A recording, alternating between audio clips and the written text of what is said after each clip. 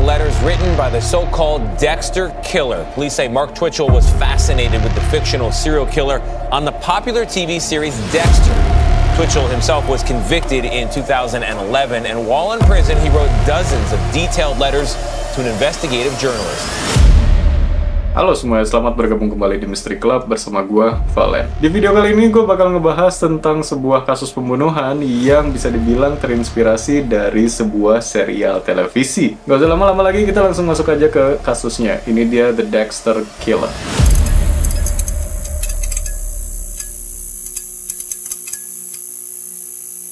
Pada bulan Oktober tahun 2008, seorang filmmaker yang bernama Mark Twitchell telah melakukan sebuah pembunuhan terhadap seorang pria yang bernama John Altinger. Pembunuhan ini terjadi di Kanada, yang dimana John Altinger mengira ia akan pergi berkencan dengan seorang wanita yang ia kenal dari sebuah situs kencan. Namun ternyata ini adalah bukan kencan untuk John, melainkan ini adalah sebuah pengeksekusian untuk John. Dan pengeksekusian ini pun terjadi oleh Mark Twitchell. Sebelum gue ngejelasin tentang kasusnya lebih lanjut lagi, gue jelasin dulu tentang Mark Twitchell ini siapa ya, biar kalian bisa paham tentang kasusnya lebih dalam lagi. Mark Twitchell lahir pada tanggal 4 Juli tahun 1979 di Edmonton, Alberta, Kanada. Semasa hidupnya, Mark sangat gemar dengan dunia perfilman dan bermimpi untuk membuat sebuah film blockbuster. Mark lulus dari perkuliahannya di Northern Alberta Institute of Technology pada tahun 2000. Kemudian pada tahun 2001, Mark menikah dengan seorang wanita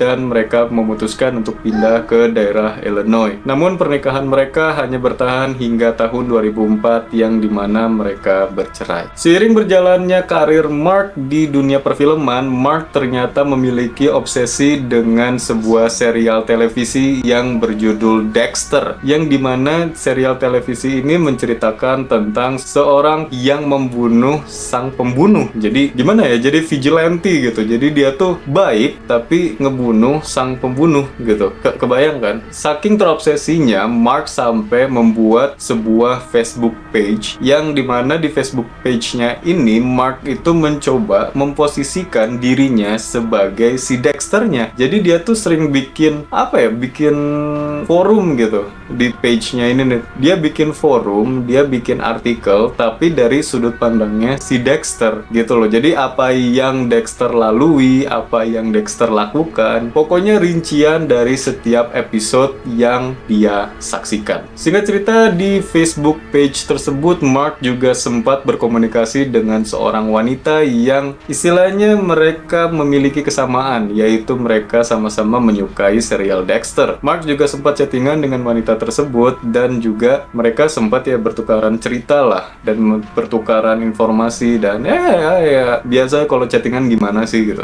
Dan ketika mereka sedang chattingan ini, Mark dan si wanita tersebut memiliki kesamaan yang lebih karena mereka mengaku kalau mereka ini merasa relate dengan kehidupannya atau ceritanya dari Dexter. Dan Mark kemudian mengatakan kepada si wanita tersebut, kita semua memiliki sisi gelap. Terkadang sisi gelap itu lebih gelap daripada yang lain. Dan kamu bukan satu-satunya yang berhubungan dengan Dexter. Dan kemudian Mark juga menambahkan, terkadang membuatku takut seberapa berhubungannya aku dengan Dexter. Seluruh kerabat dan keluarganya Mark tidak pernah tahu seberapa jauh Mark merasa dia berhubungan atau dia relate dengan Dexter sampai pada tahun 2008, yang dimana Mark menunjukkan sebuah sisi gelap di dalam dirinya. Pada tanggal 3 Oktober tahun 2008, seorang pria yang bernama Gilles Ted Trout sedang mencoba mencari pasangan atau nyari teman kencan di sebuah situs kencan yang bernama Plenty of Fish, yang dimana dia sempat mendapatkan sebuah respon dari seorang wanita yang bernama Sheena. Setelah mendapatkan respon ini, Sheena dan Gilles sempat chattingan dan kemudian mereka memutuskan untuk bertemu. Mereka sempat membuat janji untuk bertemu dan Sheena yang memilih tempatnya. Sheena kemudian memberikan sebuah petunjuk arah kepada Gilles. Namun di sini dia itu Sheena itu nggak ngasih alamat pasti, tapi dia tuh ngasih sebuah petunjuk gitu. Jadi kayak misalnya masuk jalan ini nanti belok ke kiri gitu. Dari belok kiri nanti ada beberapa rumah, kemudian nanti belok kanan. Jadi dia benar-benar nunjukin cuman kayak gitu. Dia nggak ngasih alamat pastinya. Setelah mendapatkan petunjuk arahan ini, Giles langsung berangkat untuk ke lokasi tersebut. Giles mengikuti petunjuk arahan tersebut dan sampailah ia di sebuah rumah. Pada petunjuk itu pun Sheena mengatakan kalau dia akan membuka pintu garasinya sedikit untuk Giles masuk, dan dia pun mengatakan kalau nanti ketika Giles sudah sampai langsung masuk aja. Para tetangga nggak akan mikir yang aneh-aneh kok gitu, nanti tinggal masuk aja. Ketika Giles sudah sampai di TKP, Giles langsung masuk ke dalam pintu garasi tersebut. Ketika Giles masuk, dia mencoba buat nyari si Sheena ini, dia di mana gitu. Ketika Giles masuk ke dalam rumahnya Sheena, Giles langsung dikejutkan oleh seorang pria yang menggunakan topeng hoki yang mencoba untuk menyetrumnya dengan menggunakan taser dari arah belakang. Syukurnya Giles sempat menghindar dan juga melawan pria tersebut. Setelah sudah berhasil melawan pria tersebut, Giles memutuskan untuk kabur dari rumah tersebut. Singkat cerita, sampai pada 1 minggu kemudian setelah kejadiannya Giles Tetralt, yang dimana seorang pria yang bernama John Eltinger sedang mencoba mencari seorang pasangan di situs kencan yang bernama Plenty of Fish, yang dimana dia kemudian mendapatkan sebuah respon dari seorang wanita yang bernama Sheena. Dia sempat chattingan juga sama Sheena, sampai akhirnya Sheena mengajak John untuk bertemu. Ketika John menyetujui untuk bertemu, Sheena memberikan sebuah petunjuk arahan untuk John ikuti. Yang dimana sama seperti Giles, Sheena ini tidak memberikan alamat pasti gitu, dimana alamat rumahnya atau alamat tempat mereka ketemunya itu Sheena nggak pernah ngasih. Singkat cerita, John setelah mendapatkan petunjuk arahan tersebut, dia langsung menghampiri dan dia langsung mengikuti petunjuk arahan tersebut. Dan sampailah dia di sebuah rumah yang garasinya sudah dibuka sedikit, sama seperti petunjuk yang Sheena berikan kepada Giles. Ketika John masuk ke dalam rumahnya Sheena untuk pengen langsung ketemu sama Sheena gitu kan, tiba-tiba ada seorang pria dari belakangnya John yang menggunakan topeng hoki memukul kepalanya John menggunakan pipa besi. Pukulannya ini sangat kencang hingga John langsung tak sadarkan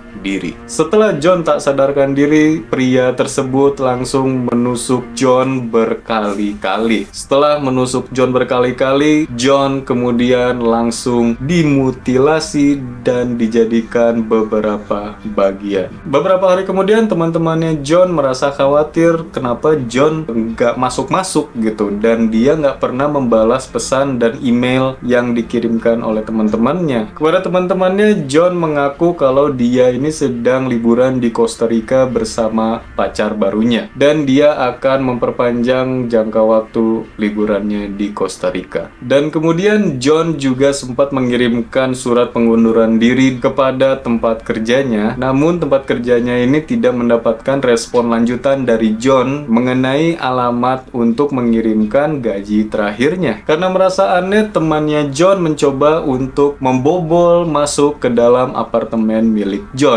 Setelah berhasil masuk ke dalam apartemennya, temannya ini merasa ini kayaknya ada yang aneh deh, karena kondisi apartemennya John ini sama seperti hari-hari biasanya, yang dimana masih banyak piring kotor yang belum dicuci setelah makan, terus baju-baju di kamarnya pun nggak kayak yang baru di packing gitu. Pas dilihat semua masih lengkap kok gitu. Dan ini yang makin jadi aneh gitu. Ini kayaknya John sudah terjadi sesuatu gitu. Karena temannya merasa khawatir dan merasa aneh, kok John kemana gitu. Temannya tersebut langsung melaporkan kejadian ini kepada pihak kepolisian. Setelah laporkan kehilangannya John kepada pihak kepolisian, temannya tersebut juga memberikan sebuah bukti berupa petunjuk arah yang dikirimkan oleh Sheena kepada John. Yang dimana bukti ini akhirnya diikuti oleh pihak kepolisian dan sampailah ke sebuah rumah yang ternyata adalah rumahnya Sheena. Ketika polisi menghampiri rumah tersebut, mereka melihat ada mobilnya John di rumah tersebut. Ketika polisi mengetuk pintu rumah tersebut dan dibukakan oleh penghuninya, ternyata sang penghuni adalah Mark Twitchell. Kemudian polisi langsung menanyakan kepada Mark, ini kok ada mobilnya John di rumahmu? Dan Mark mengatakan kalau John ini menjual mobilnya sebelum dia pergi liburan ke Costa Rica. Polisi yang tidak percaya dengan klaimnya dari Mark langsung melakukan penyelidikan lebih dalam terhadap rumah tersebut. Ketika polisi coba menggeledah lebih dalam lagi, polisi mendapatkan beberapa bukti di komputernya Mark, yang dimana di komputer tersebut ada sebuah skrip film yang baru saja dituliskan oleh Mark. Kemudian kan ditanya nih sama polisi nih, ke si Mark nih kan, ini apaan nih gitu. Akhirnya Mark ngejelasin ke pihak polisian yang dimana dia ini lagi membuat sebuah film horor atau mungkin thriller gitu tentang kasus pembunuhan, yang dimana kasus pembunuhannya ini berdasarkan dari kisah nyata, yang dimana ada seorang pria yang mengaku jadi seorang wanita dan dia mencari mangsanya dari situs kencan. Setelah mendapatkan mangsanya, para korbannya ini akan dibawa ke garasinya dan dibunuh di garasinya. Kurang lebih apa yang terjadi dengan John Altinger ini diangkat jadi cerita gitu sama si Mark. Sementara Mark ditanya oleh salah satu anggota polisi yang lainnya mencoba menggeledah dan menyelidiki rumah Mark lebih dalam lagi, sampai anggota polisi yang satunya ini masuk ke dalam garasi milik Mark. Ketika sang polisi masuk ke dalam garasi milik Mark, polisi tersebut langsung terkejut karena di dalam garasi tersebut sudah mirip banget dengan settingan pembunuhan di sebuah film. Terlihat ada sebuah meja besar dan juga banyak sekali plastik-plastik sebagai alasnya. Dan juga kalau diperhatiin oleh pihak kepolisian, ini plastik-plastiknya kayak ada bercak-bercak gitu loh. Selain plastik, banyak juga alat-alat pembersih seperti pel, sapu, dan juga pembersih kaca, dan lainnya. Menurut sang polisi ini sangat mencurigakan. Akhirnya sang polisi coba bertanya kepada si Mark, ini ada apa nih di garasi? Mark mengaku kalau dia sedang membuat settingan untuk filmnya tersebut yang tadi dia tulis skripnya. Namun ketika polisi mencoba melihat lebih detail lagi, ternyata ada sebuah tetesan darah di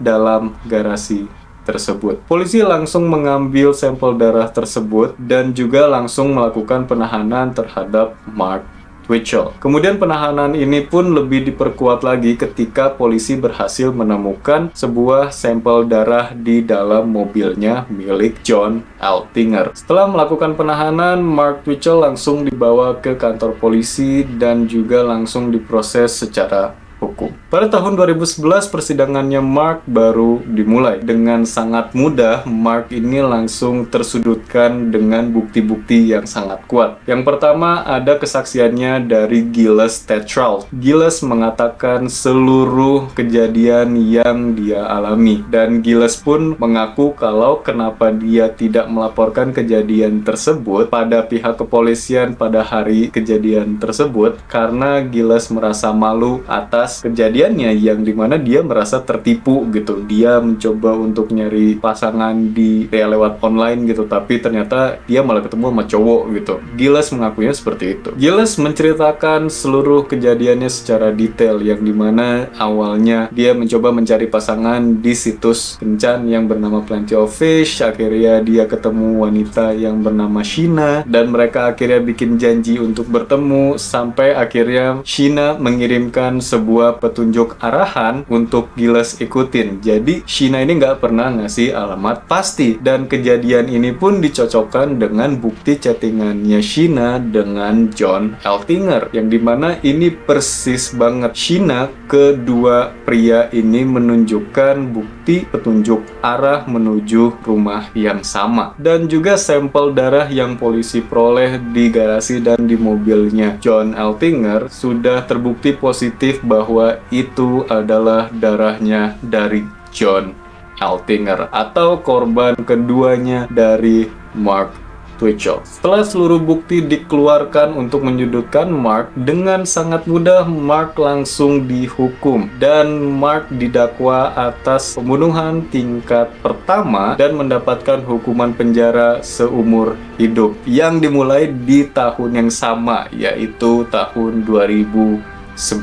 Pada tahun 2013, Mark membeli sebuah TV yang dia simpan di dalam sel penjaranya. Dan ketika dia mendapatkan TV tersebut, dia langsung melanjutkan menonton serial Dexter. Dimulai dari episode yang dia tertinggal semenjak dia ditahan dan dipenjara. Dia lebih mentingin Dexter pokoknya. Gue pengen nonton Dexter kapanpun dan dimanapun. Gue udah gak peduli gue di penjara, gue pokoknya pengen nonton Dexter. Dia beli TV dan dia langsung lanjutin dari episode mana nih yang gue ketinggalan. Pokoknya udah gue nonton itu deh. Dan juga menurut beberapa psikolog, Mark ini memiliki obsesi yang sangat mendalam dengan Dexter, yang dimana pembunuhan yang dilakukan oleh Mark ini adalah sebuah tribute kepada serial Dexter. Saking Mark terobsesinya dengan serial Dexter sampai-sampai dia ini terinspirasi untuk melakukan pembunuhan dengan dengan vibe-nya Dexter gitu. Oke, mungkin segitu aja untuk kasusnya The Dexter Killer. Dan sekarang kalau menurut cocok logi dari gue, kalau menurut gue seperti ini bisa dibilang orang sang pelakunya nih, dia tuh terinspirasi dengan sebuah film atau sebuah series lah gitu. Istilahnya dia menyampaikan keobsesiannya gitu. Dia itu emang bener-bener nge-tribute gitu untuk film tersebut. Jadi Mark ini kan dia terobsesi dengan film Dexter nih, dan akhirnya saking terobsesinya dia juga bikin Facebook page dan dia mencoba